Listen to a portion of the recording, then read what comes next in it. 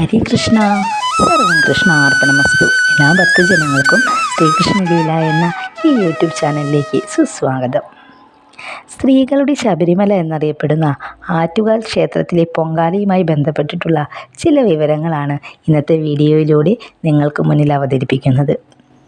കുംഭമാസത്തിലെ കാർത്തിക നാളിൽ ആരംഭിച്ച് 10 ദിവസങ്ങളിലായാണ് ഇവിടുത്തെ ചടങ്ങുകൾ പ്രധാനമായും നടക്കുന്നത്. ഈ ചടങ്ങുകളിൽ ഏറ്റവും പ്രധാനപ്പെട്ടത് പൂരനാളും പൗർണമിയും ഒത്തുചേർന്ന് വരുന്ന ദിവസം നടക്കുന്ന പൊങ്കാലയിടൽ ചടങ്ങാണ്. പൊങ്കാലയിട്ട് പ്രാർത്ഥിച്ചിട്ടുണ്ടെങ്കിൽ നമ്മുടെ ഏത് ന്യായമായ ആഗ്രഹമാണോ സഫലീകരിക്കേണ്ടത് അത് തീർത്തും ഭഗവതി നടത്തി തരുമെന്നും, ആപത്തുകളിൽ നിന്നൊക്കെ ഒരു അമ്മ എങ്ങനെയാണോ മക്കളെ സംരക്ഷിക്കുന്നത് അതുപോലെ തന്നെ അമ്മ നമ്മളെ ഓരോരുത്തരെയും സംരക്ഷിക്കുമെന്നൊക്കെയാണ് വിശ്വാസം. കൂടാതെ അമ്മയുടെ അനുഗ്രഹം കൊണ്ട് മോക്ഷം ലഭിക്കുമെന്നും ഭക്തജനങ്ങൾ വിശ്വസിക്കുന്നു. കേരളത്തിൻ്റെ തലസ്ഥാനമായിട്ടുള്ള തിരുവനന്തപുരം നഗരത്തിൽ സ്ഥിതി ചെയ്യുന്ന അതിപ്രശസ്തമായ ദേവീക്ഷേത്രമാണ് ആറ്റുകാൽ ശ്രീ ഭഗവതി ക്ഷേത്രം. ആദിപരാശക്തിയുടെ മാതൃഭാവമായിട്ടുള്ള ശ്രീ ഭദ്രകാളിയാണ് ഇവിടെ കുടികൊള്ളുന്നത്.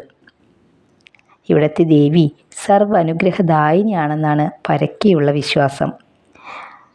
ദക്ഷിണേന്ത്യയിലെ പുരാതന ക്ഷേത്രങ്ങളിൽ ഏറ്റവും പ്രധാനപ്പെട്ട ഒന്നാണ് ആറ്റുകാൽ ശ്രീ ഭഗവതി ക്ഷേത്രം. രാജ്യമെമ്പാടുമുള്ള ഭക്തജനങ്ങൾ ശ്രീ പത്മനാഭസ്വാമിയെ ദർശിച്ചതിന് ശേഷം ഭഗവാനെ അത്യന്തം ആരാധനാപൂർവം അല്ലെങ്കിൽ പരമോന്നത മാതാവായിട്ടുള്ള ആറ്റുകാലമ്മ അത്രത്തോളം ആരാധിക്കുന്നൊരു ഭഗവാനാണ് ശ്രീ പത്മനാഭസ്വാമി. അതുകൊണ്ട് തന്നെ സ്വാമിയെ കണ്ട് ദർശിച്ചതിന് ശേഷം ഈ പരമോന്നത മാതാവായിട്ടുള്ള ഈ ആറ്റുകാലമ്മയുടെ ദർശനം കൂടി ചെയ്താൽ മാത്രമേ നമ്മൾ ഈ ഒരു പത്മനാഭസ്വാമി ക്ഷേത്രം ദർശിച്ചതിൻ്റെ പൂർണ്ണ ഫലം നമുക്ക് ലഭിക്കൂ എന്നുള്ളതാണ് ഭക്തജനങ്ങളേവരുടെയും വിശ്വാസം. അതുകൊണ്ട് തന്നെ സ്വാമിയെ ദർശിച്ചതിന് ശേഷം ആറ്റുകാൽ അമ്പലത്തിലും വന്ന് ക്ഷേത്ര ദർശനം നടത്തിയാണ് ഭക്തജനങ്ങൾ തിരിച്ചു പോകാറുള്ളത്.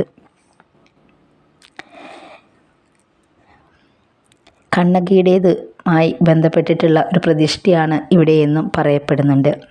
അതേസമയം ഭദ്രകാളിയായിട്ടും ഭഗവതിയായിട്ടും ഒക്കെ ഇവിടുത്തെ ദേവി ഭക്തരെ കടാക്ഷിച്ചുകൊണ്ടിരിക്കുകയാണ്, അല്ലെങ്കിൽ ഭക്തർ അങ്ങനെയാണ് ആരാധിക്കുന്നത്. തടിയിലാണ് ദേവിയുടെ വിഗ്രഹം പണിതീർത്തിരിക്കുന്നത്. വടക്കോട്ട് ദർശനമായാണ് ദേവി കുടികൊള്ളുന്നത് പോലും. ക്ഷേത്രവുമായി ബന്ധപ്പെട്ട് കിടക്കുന്ന ഐതിഹ്യം ഇതാണ്. ആറ്റുകാൽ പ്രദേശത്തെ ഒരു മുഖ്യ തറവാടായിരുന്നു മുല്ലവീട്ടിൽ തറവാട്. അവിടെയാണെങ്കിൽ ഒരു കാരണവർ താമസിച്ചിരുന്നു. അങ്ങനെ കാരണവർ ഒരു ദിവസം ആറ്റിൽ കുളിക്കാൻ ഇറങ്ങിയിരിക്കുകയാണ്. അതായത് കിള്ളി ആറ്റിൽ കുളിച്ചുകൊണ്ടിരിക്കുന്ന സമയത്ത് അവിടെ ഒരു ബാലിക വന്നിട്ട് അദ്ദേഹത്തിനോട് പറയുകയാണ്, എന്നെ ആറൊന്ന് അക്കരയ്ക്കൊന്ന് കടത്തി തരുമോ, നല്ല കര കവിഞ്ഞൊഴുകുകയാണ് ഈ കിള്ളിയാറ്, അപ്പോൾ അതുകൊണ്ട് എന്നെ അപ്പുറത്തേക്ക് കടത്തി തരുമോ എന്ന് ചോദിക്കുകയാണ് ബാലിക കാരണവരോട്. കാരണവർക്കാണെങ്കിൽ കുട്ടികളെ ഒരുപാട് ഇഷ്ടമാണ്. പ്രത്യേകിച്ചും ഇങ്ങനൊരു അവസരത്തിൽ കര കവിഞ്ഞൊഴുകുന്ന ഈ കിള്ളിയാറ്റിനപ്പുറത്തേക്ക് ആ കുട്ടീനെ എത്തിച്ചു കൊടുക്കാനാണ് ന്യായമായിട്ടുള്ള ഒരു ആവശ്യമാണ് ആ കുട്ടി പറഞ്ഞത്. അപ്പം അതുകൊണ്ട് തന്നെ കാരണവർ ആ കുട്ടിയുമായി അപ്പുറത്തേക്ക് കടക്കുകയും അക്കരെ കടക്കുകയും തൻ്റെ വീട്ടിലേക്ക് ആ കുട്ടിയെ ക്ഷണിക്കുകയും വീട്ടിൽ കൊണ്ടുപോയി കുട്ടിക്ക് വേണ്ട ഭക്ഷണമൊക്കെ കൊടുത്തു. കാരണവർ അങ്ങോട്ട് വിശ്രമിക്കാനായി പോയ സമയത്ത് ഈ കുട്ടി അവിടെ നിന്ന് അപ്രത്യക്ഷമാവുകയാണ്. കുട്ടീനെ പിന്നെ അവിടെ ഒന്നും കാരണവരും വീട്ടുകാരും തിരഞ്ഞിട്ട് കാണുന്നില്ല. അങ്ങനെ രാത്രി കാരണവർ കിടന്നുറങ്ങുന്ന സമയത്ത് അദ്ദേഹത്തിന് ഒരു സ്വപ്ന ദർശനം ലഭിക്കുകയാണ്. ആരാണ് ആ സ്വപ്ന ദർശനത്തിൽ വന്നിട്ടുള്ളത്? നമ്മുടെ ആദിപരാശക്തിയായിട്ടുള്ള അമ്മയാണ്. നമ്മുടെ ഈ പരമോന്നത ഈ ലോകത്തിൻ്റെ ഒക്കെ അധിപതിയായിട്ടുള്ള അമ്മയാണ്, ജഗദംബയാണ് അദ്ദേഹത്തിന് സ്വപ്ന ദർശനം കൊടുത്തിട്ടുള്ളത്. എന്താണ് അവർ പറയുന്നത് വന്നിട്ട്, ഞാൻ ഇന്നൊരു ബാലികയായിട്ട് നിങ്ങളുടെ മുന്നിലെത്തിയപ്പോൾ നിങ്ങൾക്ക് എന്നെ മനസ്സിലാക്കാൻ സാധിച്ചില്ല, പക്ഷേ ഈ ഒരു സ്ഥലത്ത് എന്നെ ഇവിടെ ഒരു കോവിലൊക്കെ പണിത് ഒരു ചെറിയ ക്ഷേത്രമൊക്കെ പണിതിട്ട് എന്നെ ഇവിടെ കുടിയിരുത്തണം. അത് നിങ്ങളുടെ ഈ രാജ്യത്തിന് വളരെ ഗുണകരമായിരിക്കും. നിങ്ങളുടെ ഈ രാജ്യത്തെ അല്ലെങ്കിൽ ഈ ഒരു സ്ഥലത്തെ അത് അത്രത്തോളം പ്രശസ്തിയിലേക്ക് നയിക്കും. ഈ ഒരു ക്ഷേത്രത്തിൻ്റെ പേര് ലോകമെമ്പാടും മുഴങ്ങി കേൾക്കുമെന്നൊക്കെ അമ്മ പറഞ്ഞു കൊടുത്തു കാരണവർക്ക്. ഒരു ശൂലത്തിൻ്റെ 3 അടയാളം ഞാനൊരു സ്ഥലത്ത് രേഖപ്പെടുത്തിയിട്ടുണ്ട്, അവിടെയാണ് എനിക്ക് ക്ഷേത്രം പണിത് തരേണ്ടത് എന്നൊക്കെ കാരണവർക്ക് പറഞ്ഞു കൊടുത്തു. അങ്ങനെ കാരണവർ രാവിലെ ആയപ്പോൾ ദേവി പറഞ്ഞ പ്രകാരമുള്ള ഒരു നിർണയമൊക്കെ വെച്ചിട്ട് സ്ഥലം പോയി നോക്കിയപ്പോൾ അവിടെ ശൂലം കൊണ്ടുള്ള 3 അടയാളം കാണുകയാണ്. അങ്ങനെ അവർ അവിടെ താമ്പൂല പ്രശ്നവും ദേവപ്രശ്നമൊക്കെ വെച്ച് നോക്കിയപ്പോൾ അവിടെ അമ്മയുടെ സാന്നിധ്യം, അവിടെ ഒരു ദേവി സാന്നിധ്യം അവിടെ നിലനിൽക്കുന്നുണ്ട് എന്ന് മനസ്സിലാക്കുകയും ചെയ്തു. അങ്ങനെ കാരണവരും കൂട്ടക്കാരൊക്കെ ചേർന്ന് അവിടെ ഒരു ചെറിയ ക്ഷേത്രം പണിയുകയും ദേവിയെ അവിടെ കുടി വയ്ക്കുകയൊക്കെ ചെയ്തു.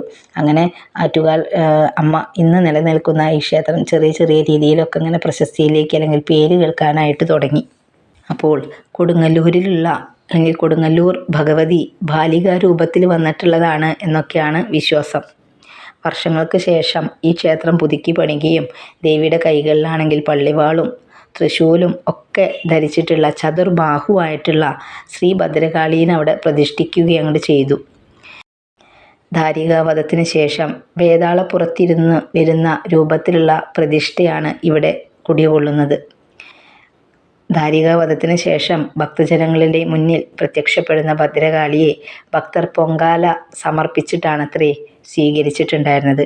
അതിന് അനുബന്ധമായിട്ടാണ് ഇന്നത്തെ പൊങ്കാലയിടൽ സമർപ്പണം നടക്കുന്നത് എന്നും വേറൊരു വിശ്വാസം കൂടി നിലനിൽക്കുന്നുണ്ട്. ഇതുകൂടാതെ കണ്ണകിയുമായി ബന്ധപ്പെട്ടിട്ടും ചെറിയ രീതിയിലൊരു വിശ്വാസം അവിടെ നിലനിൽക്കുന്നു. നിരപരാധിയായിട്ടുള്ള തൻ്റെ ഭർത്താവിനെ പാണ്ഡ്യരാജാവ് അന്യായമായി വധിച്ചതിൽ പ്രതിഷേധിച്ചിട്ട് തൻ്റെ മുല പറിച്ച് എറിഞ്ഞ വീരനായികയായിട്ടുള്ള കണ്ണകി ഭയങ്കരമായ കാളീരൂപം പൂണ്ട് പാണ്ഡ്യരാജാവിനെ വധിച്ച ശേഷം തൻ്റെ കോപാഗ്നിയിൽ അല്ലെങ്കിൽ തൻ്റെ ഈ മനോവേദന കാരണം അത്രത്തോളം ദേഷ്യവും സങ്കടമൊക്കെ അമർന്നിട്ടുള്ള ആ വേദനയോട് കൂടി ഈ മധുരാ നഗരം മുഴുവൻ ചുട്ടെരിയട്ടെ എന്ന് ശപിക്കുകയാണ് കണ്ണകി. ഒടുവിൽ മധുര മീനാക്ഷി ദേവിയുടെ അഭ്യർത്ഥന പ്രകാരം അല്ലെങ്കിൽ അപേക്ഷ പ്രകാരം കൊടുങ്ങല്ലൂരിൽ അമ്മയിൽ പോയി ലയം പ്രാപിച്ച് അങ്ങനെ മോക്ഷം നേടുകയാണ് കണ്ണകി ചെയ്തിട്ടുള്ളത് എന്നാണ് പഴംപുരാണങ്ങളൊക്കെ പറയുന്നത്. അങ്ങനെ ഭഗവതിയുടെ വിജയം ആഘോഷിക്കുന്നതിന് സ്ത്രീകൾ നീതിയൊക്കെ അർപ്പിച്ച് പൊങ്കാലയിടൽ സമർപ്പണമൊക്കെ നടത്തുന്ന ഒരു ചടങ്ങ് കൂടിയാണ് എന്നുള്ളതും ഇതിലൊരു വിശ്വാസം നിലനിൽക്കുന്നുണ്ട്. പൊങ്കാല ആരംഭിക്കുന്ന സമയത്ത് തോറ്റമ്പാട്ടൊക്കെ പാടിയിട്ടാണ് പൊങ്കാല ആരംഭിക്കുക. അപ്പം അതിലാണെങ്കിൽ പാടുന്നത് ഈ പാണ്ഡ്യരാജാവിൻ്റെ വധം പാടിയിട്ടാണ് അത്രേ ഭഗവതീനെ സ്തുതിക്കുക എന്നും പറയുന്നുണ്ട്. ഭദ്രകാളി അത്രത്തോളം ഉഗ്രരൂപിയായിട്ട് നിൽക്കുന്ന രൂപത്തിലുള്ളതാണ് കൊടുങ്ങല്ലൂർ ക്ഷേത്രത്തിൽ സ്ഥിതി ചെയ്യുന്ന ഭഗവതി എന്ന് പറയുന്നത്. അങ്ങനെ ആറ്റുകാൽ പൊങ്കാല സമർപ്പണത്തിന് സമയത്ത് ഭഗവതി കൊടുങ്ങല്ലൂരിൽ നിന്ന് ആറ്റുകാലിലേക്ക് വരുന്നുണ്ട് എന്നൊക്കെയാണ് വിശ്വാസം. അന്നപൂർണേശ്വരിയായിട്ടുള്ള ഭഗവതിയുടെ മുന്നിൽ നമ്മൾ എന്താഗ്രഹം, ന്യായമായിട്ടുള്ള എന്താഗ്രഹമാണോ നമുക്ക് സഫലീകരിക്കേണ്ടത് അത് ചെന്ന് പറഞ്ഞ് പൊങ്കാലയിടൽ സമർപ്പണം നടത്തുകയോ അല്ലെങ്കിൽ ആറ്റുകാലമ്മയെ മനമുരുകി വിളിച്ച് പ്രാർത്ഥിക്കുകയോ ഒക്കെ ആണെങ്കിൽ അമ്മ നമ്മുടെ ആഗ്രഹം സാക്ഷാത്കരിച്ച് തരുമെന്നാണ് എല്ലാ ഭക്തജനങ്ങളുടെയും അകമഴിഞ്ഞിട്ടുള്ള വിശ്വാസം.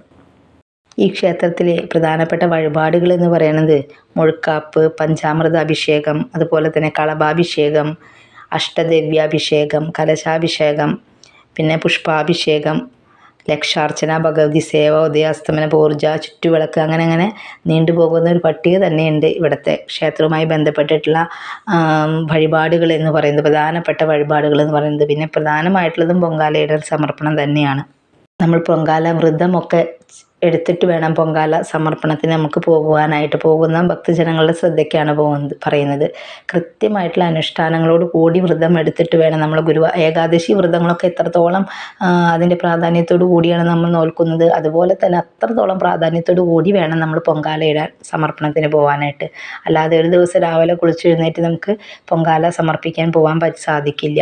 അപ്പോൾ അത്രത്തോളം ശുദ്ധിയും വൃത്തിയും മനഃശുദ്ധിയും ശരീരശുദ്ധിയും ഒക്കെ വേണം. അതുകൂടാതെ ഒരാഴ്ച വ്രതം നോൽക്കുക വേണമെന്നാണ് പറയുന്നത്. കൂടാതെ 2 നേരവും കുളിച്ച് ദേവീനെ നല്ല പോലെ ഭജിച്ച് പ്രാർത്ഥിച്ചിട്ട് വേണം ചെയ്യാനായിട്ട്. അതുകൂടാതെ തന്നെ നമ്മൾ പ്രത്യേകിച്ച് എടുത്ത് പറയേണ്ട കാര്യം ഇല്ല എന്ന് തന്നെയാണ് എനിക്ക് തോന്നുന്നത്. കാര്യം നമുക്കറിയാം, ഓരോ വ്രതങ്ങൾ നമ്മൾ നോൽക്കുമ്പോഴും കുളിച്ച് മത്സ്യമാംസാദികളൊക്കെ പൂർണ്ണമായും ഒഴിവാക്കിയിട്ടാണ് നമ്മൾ ഹിന്ദുക്കളൊക്കെ ചെയ്യാറുള്ളത്.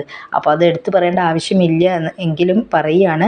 മത്സ്യമാംസാദികൾ, മുട്ട, മത്സ്യമാംസ്യാദികളൊക്കെ ഒഴിവാക്കിയിട്ട് തീർത്തുള്ള മനഃശുദ്ധിയോടും ശരീരശുദ്ധിയോടും കൂടി വേണം ഈ ഒരു വ്രതം എടുക്കുവാനായിട്ട്. അതല്ലാന്നുണ്ടെങ്കിൽ നമുക്ക് അതിൻ്റേതായ ബുദ്ധിമുട്ടുകൾ പിന്നീട് നമ്മൾ അനുഭവിക്കേണ്ടി വരും. അപ്പോൾ പൊങ്കാലയുടെ തലേ ദിവസം 1 നേരം ഒരിക്കൽ ഊണാണ് കഴിക്കേണ്ടത്. അതുകൂടാതെ തന്നെ പൊങ്കാല സമർപ്പണത്തിന് മുൻപായിട്ട് ക്ഷേത്ര ദർശനം നടത്തുകയൊക്കെ വേണമെന്നൊക്കെയാണ് ഇതിന് പിന്നിലുള്ള ആചാരങ്ങൾ എന്ന് പറയുന്നത്. അതെ, പഞ്ചഭൂതങ്ങൾ ഈ പൊങ്കാല സമർപ്പണ സമയത്ത് അവിടെ പഞ്ചഭൂതങ്ങളുടെ സംഗമസ്ഥാനമായിട്ടും ആറ്റുകാൽ ക്ഷേത്രം പറയപ്പെടുന്നുണ്ട്. അതായത് ഭൂമിനെ നമ്മൾ മൺകലവുമായിട്ടും അതും അരിയും മറ്റുള്ള സാധനങ്ങളൊക്കെ ആകാശം, വായു, ജലം, അഗ്നി എന്നിവയോടൊക്കെ അതുമായൊക്കെ ബന്ധപ്പെട്ട് കിടക്കുന്നതാണ്. അപ്പോൾ ഈ പഞ്ചഭൂതങ്ങളും എല്ലാം സംഗമിക്കുന്ന ഈ ഒരു പ്രത്യേക ദിവസം നമ്മളുടെ ഓരോരുത്തരുടെയും സാന്നിധ്യം അവിടെ ഉണ്ട് എന്നുണ്ടെങ്കിൽ ആറ്റുകാലമ്മയുടെ പൂർണ്ണമായിട്ടുള്ള ഒരു കടാക്ഷം നമ്മളിൽ ഓരോരുത്തരുടെ ജീവിതത്തിലും വളരെയധികം പ്രതിഫലിക്കുന്നതാണ്. അപ്പോൾ പൊങ്കാലയിടാൻ പോകുന്ന ഭക്തജനങ്ങളുടെ ഇതിലേക്കാണ് ഇത്തരത്തിലുള്ള കാര്യങ്ങൾ പറഞ്ഞത്. അല്ലാത്തവർക്ക് നമ്മൾ വീട്ടിലിരുന്നിട്ടും ആറ്റുകാലമ്മയെ മനമൊരുക്കി വിളിച്ചിട്ടുണ്ടെങ്കിൽ നമ്മുടെ അമ്മ എല്ലാവരുടെയും പ്രാർത്ഥനകൾ കേൾക്കും. അഭീഷ്ട വരദായിനിയായിട്ടാണ് അമ്മ അവിടെ കുടികൊള്ളുന്നത്. അപ്പം അതുകൊണ്ട് തന്നെ ആറ്റുകാലമ്മയുടെ അനുഗ്രഹം വേണ്ടുവോളം ഓരോരുത്തരുടെയും നിങ്ങളിൽ കേൾക്കുന്ന നിങ്ങളുടെ ഓരോരുത്തരുടെയും ജീവിതത്തിൽ ഉണ്ടാവട്ടെ എന്ന് ആത്മാർത്ഥമായി ആശംസിച്ചുകൊണ്ട് ഈ ഒരു ചെറിയ വീഡിയോ നിങ്ങൾക്ക് ചെറിയ രീതിയിലുള്ള അറിവുകൾ പകർന്നു തരാൻ സാധിച്ചിട്ടുണ്ട് എന്ന് വിശ്വസിക്കുന്നു. അങ്ങനെ ഇതിവിടെ വെച്ച് അവസാനിപ്പിക്കുകയാണ്. ഹരി ഓം.